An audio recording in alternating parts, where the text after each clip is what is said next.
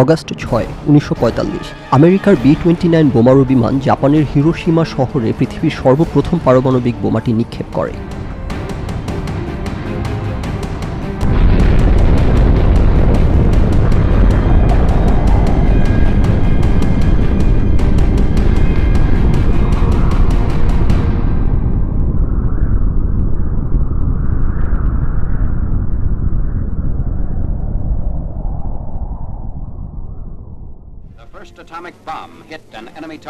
বোমার আঘাতে পুরো শহর মাটির সাথে মিশে যায়। নিহত হয় প্রায় ৮০,০০০ মানুষ।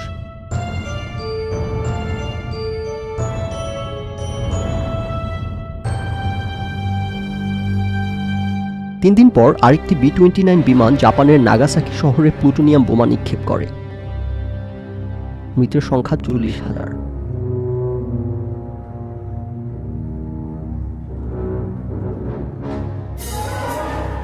পরদিন জাপানের রাজা নিঃশর্ত আত্মসমর্পণের ঘোষণা দেন, উল্লেখ করেন একটি নতুন ও নিষ্ঠুর বোমার ভয়াবহতার কথা।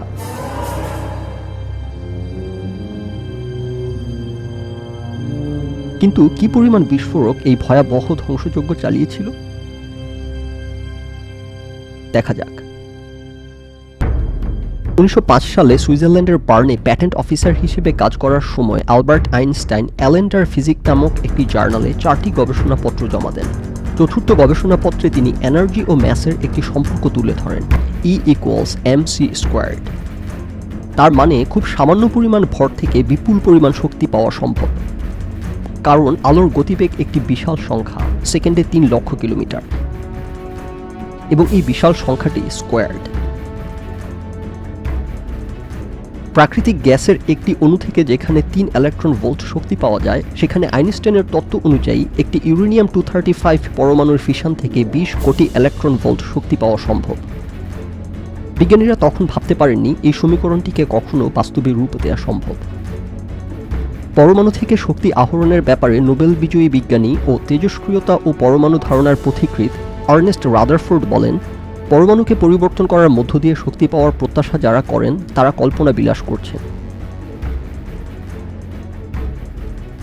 আরেক নোবেল বিজয়ী পদার্থবিদ রবার্ট মিলিকান বলেছিলেন, মানুষ কখনো পারমাণবিক শক্তির সন্ধান পাবার কোনো সম্ভাবনা নেই।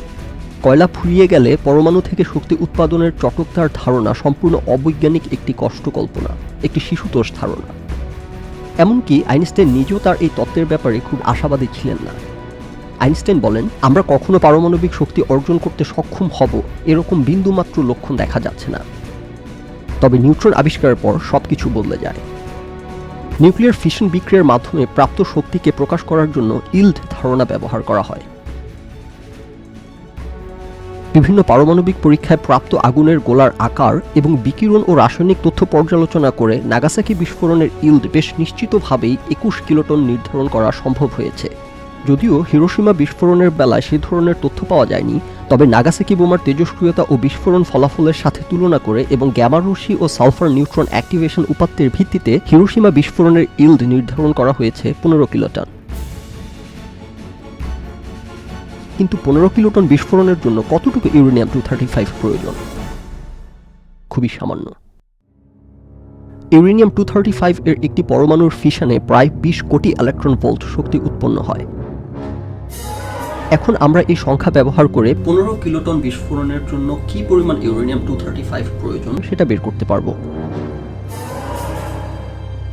লস অ্যালামোস ন্যাশনাল ল্যাবরেটরি হিসাব অনুযায়ী হিরোশিমায় যে ৬৪ কিলোগ্রাম ইউরেনিয়াম-235 নিক্ষেপ করা হয়েছিল, তার মধ্যে মাত্র ১.০৯ কিলোগ্রাম ইউরেনিয়াম-235 ফিশন বিক্রিয়া করেছিল। তার মানে মোট বিস্ফোরকের শতকরা মাত্র ২ ভাগ বিস্ফোরিত হয়েছিল, ৯৮ ভাগই অবিস্ফোরিত ছিল। এনপিআরের সাথে এক সাক্ষাৎকারে লেখক এরিক স্লাশার ব্যাখ্যা করেন, শুরুর দিকের এই নিউক্লিয়ার বোমাগুলো কতটা অদক্ষ ছিল। Even though this weapon was unbelievably inefficient and almost 99% of the uranium had nothing to do with the destruction of Hiroshima, it was a catastrophic explosion. ব্যাপারটি আরেকভাবে দেখা যাক। যেহেতু ইউরেনিয়াম-235 ও স্বর্ণের ঘনত্ব প্রায় সমান, তার মানে একটি ১ কিলোগ্রাম স্বর্ণের বারের সমপরিমাণ বিস্ফোরক পুরো হিরোশিমা শহরকে ধূলিসাৎ করে দিয়েছিল।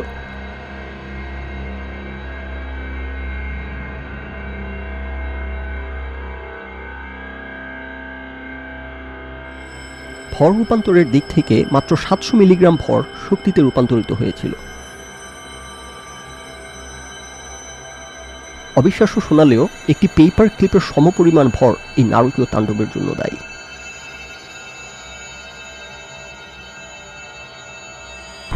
মাত্র 1 কিলোগ্রাম ইউরেনিয়াম 235 এর ফিশন বিক্রিয়া ও 7 গ্রাম ভরের রূপান্তরের ফলে সৃষ্ট বিস্ফোরণ এতটাই শক্তিশালী ছিল যে 43 সেকেন্ড পূর্বে 6 মাইল উপর থেকে বোমা ফেলা বিমান ও বিস্ফোরণের ধাক্কা থেকে পালাতে পারেনি। হিরোশিমা শহরের উপর ব্যাঙের ছাতার মতো বিশাল ধোঁয়া দেখে বোমারু বিমানটির হতবিহ্বল সহচালক রবার্ট লুইস লগবইয়ে লিখেছিলেন, হায় খোদা, এ আমরা কি করলাম।